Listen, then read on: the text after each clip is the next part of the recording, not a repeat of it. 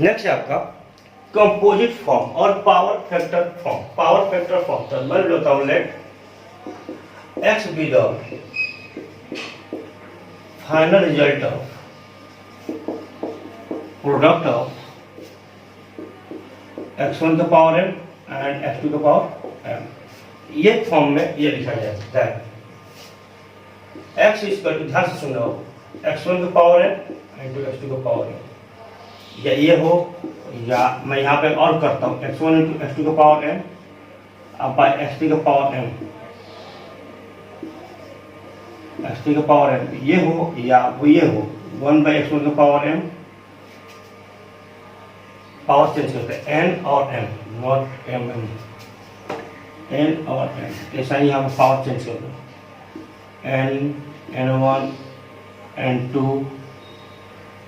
n3, ऐसा यहाँ पे भी लिखो m1 m2 m3, ऐसे ही पावर चेंज हो। देखो ये कोई फॉर्म नहीं है, मतलब सॉरी ये पावर कोई क्वेश्चन वैल्यू है, n1 n2 nm ये सब क्वेश्चन वैल्यू है, इसलिए मैंने चूंकि फंक्शन पढ़ रहे थे इसलिए n1 n2 n3 ले लिया। ऐसा ही फॉर्म हो तो देखो सारे फॉर्म के लिए जो अलाउ है, जो फॉर्मूला रिजल्ट आएगा वही अलाउ है। तो देखो मैं इससे निकालता हूँ कि taking log ln both side, तो क्या मिलेगा ln x equal to ln x1 का पावर n इंटू x2 का पावर m। तो यहाँ मिलेगा ln x1 का power n plus ln x2 का पावर m, क्योंकि log a plus log a into b होता है वो, log a into b equal to लिखते हैं log a plus log b। और दूसरा फॉर्मूला होता है कि log a का पावर x इक्वल टू क्या लिखते हैं x log a। तो चूंकि देखो यहाँ पे a का जब x है पावर है, तो इसको क्या लिखेंगे, इसको लिखेंगे बाबू, इसको लिखेंगे n ln x1 और m ln x2। जब कोई फैक्टर आपको कहीं कंफ्यूजन करने की जरूरत नहीं है। अब इसको डिफरेंशिएट कर दीजिए, डिफरेंशिएट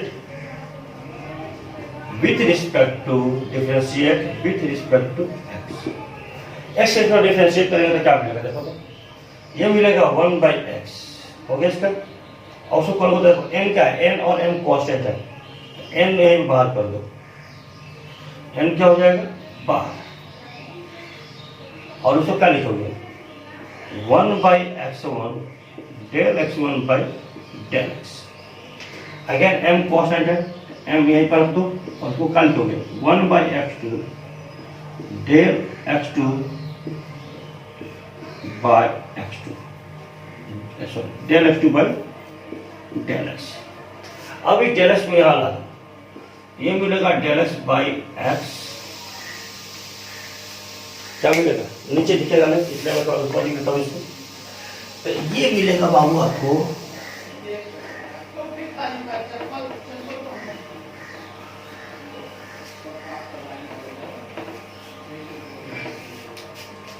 ये आपको मिलेगा बाबू डेल x बाई x। देखो इस ds को और इस ds को मैंने इधर लाया, del x by dx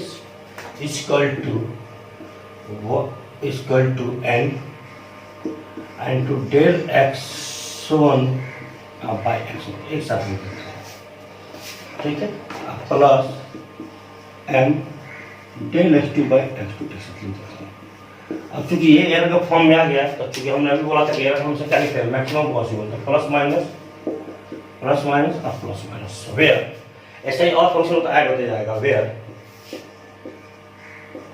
del x by x है percentage limiting error of equivalent value, equivalent quantity. आगे है नेक्स्ट है बाबू का, इसमें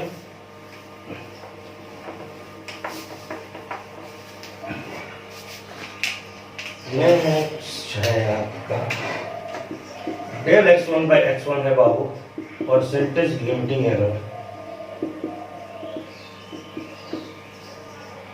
इन x1 del x2 by x2 है परसेंटेज लिमिटिंग एरर इन x2,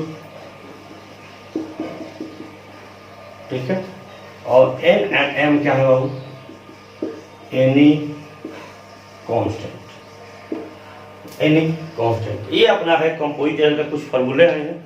अब इस फार्मूले आने के बाद कुछ न्यूमेरिकल किया जाए।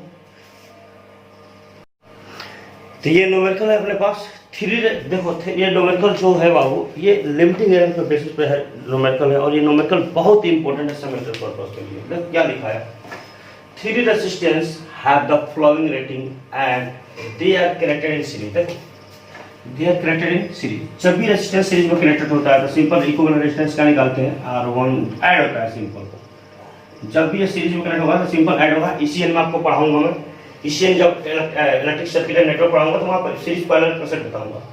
तो देखो 3 रेजिस्टेंस दिया है, R1 25 ohm plus minus 5%, R2 50 ohm plus minus 1%, R3 100 ohm plus minus 10%। देखो यहाँ पे ये है R1 और ये जो वैल्यू है वो है डेल R1 बाई R1। पहले ये क्लियर करना जरूरी है। ये वैल्यू है जो 5%, वो क्या है del R1 by R1। Again यहाँ पे 50 R2 है, लेकिन ये क्या है डेल R2 बाई R2 1%। यहाँ पे ये है R3, लेकिन ये क्या है डेल R3 बाई R3। देखो ये कितना दिया है 5%, ये कितना दिया है 1%, और ये कितना दिया है 10%। ठीक है। अब बोला है कि determine the magnitude of error and range of equivalent resistance. जब सीरीज में कनेक्ट किया गया है तो जो रेजिस्टेंस होगा वो तीनों क्या होगा, ऐड होगा। तो इस इक्विवेलेंट रेजिस्टेंस का रेंज बतानी है और इसमें मैक्सिमम एरर होता है, कितना एरर होगा। तो देखो सबसे पहले क्योंकि ये किसमें कनेक्ट है, तो here the given in question R equivalent is equal to क्या लिखोगे, R1 प्लस R2 अब प्लस R3। चूंकि रेजिस्टेंस किसमें दिया है, सीरीज कनेक्शन में है, सारे सीरीज में ये तीनों ऐड होगा। अब तीनों ऐड करोगे तो सिंपल पहले ये ऐड करो, 25 प्लस 50 और प्लस 100, तो कितना आ जाएगा वो 175। अब 175 हम plus minus del R equivalent by R equivalent. अब ये हमको पता नहीं है, del R equivalent by R equivalent पता नहीं है। अगर हमको ये पता होता तो हम डायरेक्टली बता देंगे, लेकिन हमको पता अभी नहीं है। तो कैसे निकलेगा, तो अभी इसका फॉर्मूला पढ़ाया था, सबसे पहला केस ही पढ़ाया था।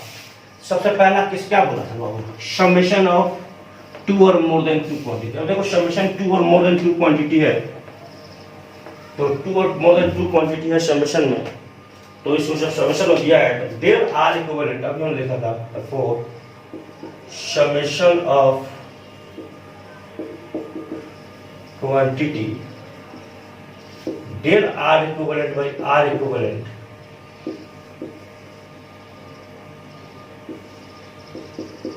इक्वल टू प्लस माइनस, अभी हमने देखा था R1 by R equivalent into del R1 by R1। पहला ही देखा था, जाकर देख सकते हैं, plus minus R2 by R equivalent into del R2 by R2 plus minus R3 by R equivalent into del R3 by R3। ये हम लोगों ने अभी देखा था ना।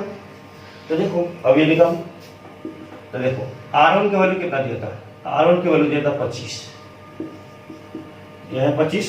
अब बाई R इक्विवेलेंट कितना है तो बाबू 175 इनटू ये कितना दिया था, ये दिया था आपका R1 का वैल्यू दिया था, R1 परसेंट कितना दिया था 5%, ये आ गया 5% प्लस माइनस। R2 का वैल्यू कितना है 50 और ये कितना 175, और कितना वैल्यू दिया है, इसका इक्विवेलेंट रिजल्ट कितना दिया था 1% प्लस माइनस कितना है 100 डिवाइड बाई 175, कितना दिया था इसका 10% दिया था सर, 10%। ये मिल गया। अब ये मिल गया, देखो determine the magnitude of error निकालते हैं हम लोग। तो ये मिल गया। इसके बाद देखो फिर सॉल्व कर लो, देखो प्लस माइनस सारे का ऐड हो जाएगा। 175 कम 25 में से 100 125 प्लस 50 प्लस 100 नहीं 1000 बाई कितना होगा 175। तो जोड़ो इसे, आ जाएगा प्लस माइनस 1125 और 50 1175 बाई 175। सॉल्व करोगे कितना परसेंट आएगा, तो सॉल्व कर लो, तो सॉल्व करिए इसको। कैलकुलेटर होगा ही, कैलकुलेटर अलाउ होता है। तो ये आ जाएगा 1175 divided by 75, sorry 1175 divided by 175, ये आ गया 6.7142%। तो फ्रॉम इक्वेशन फर्स्ट, तो मैग्नीट्यूड ऑफ एरर कितना आ गया, मैग्नीट्यूड ऑफ इक्विवेलेंट एरर आ गया। चलो पहले इसको लिख लेते हैं, उसके बाद तो फ्रॉम इक्वेशन 1 आर इक्विवेलेंट जो आया वो कितना आया 175 प्लस माइनस 6.7142%। ये अपने पास इक्विवेलेंट डिस्टेंस में पॉसिबिलिटी आया। अब इसका देखो, अब यहाँ से दो चीज पूछा है। पहला पूछा है मैग्नीट्यूड ऑफ एरर, तो मैग्नीट्यूड ऑफ एरर कितना आया, मैग्नीट्यूड ऑफ एरर आया बाबू आपका इक्विवेलेंट एरर 6.7142%। और इसके अगर वैल्यू में निकालोगे, value of error, error in value form, error in value form, ये कितना आ जाएगा देखो 6.412 बाई 100 इंटू कितना 175, इसी में देखना है ना। तो कितना आ जाएगा 6.412 बाई 100 इंटू कितना होगा 175, यह आ जाएगा 11.75 ओम। इसको फ्रॉम इक्वेशन 2 में लिख दो, इसका रेंज पता चल जाएगा। हटाओ इसको, चलो हटाते हैं। इसको आप इस वैल्यू में रख दो तो आपको ये वैल्यू मिल जाएगा। वो हो जाएगा r equivalent equal to 175 plus minus 11.75, that is बोला जाए तो 175 minus 11.75 ohm to 175 plus 11.75 ohm. अब इसको देखो एक बार सब करके, अब घटाओ जोड़ो कितना आ जाएगा देखो, तो ये आ जाएगा 175 माइनस 11.75, ये आ जाएगा बाबू 163.25 ओम टू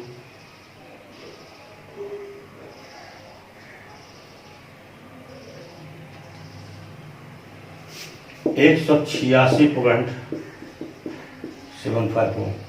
ये इसका रेंज आ जाएगा, इसका रेंज आ गया, range of equivalent error resistance जो आएगा वो आ जाएगा 163.25 ओम टू 186.75 ओम। तो इस तरह के नंबर और पूछते हैं नेक्स्ट वीडियो में, इसमें 2 और 2 4 और 10 नंबर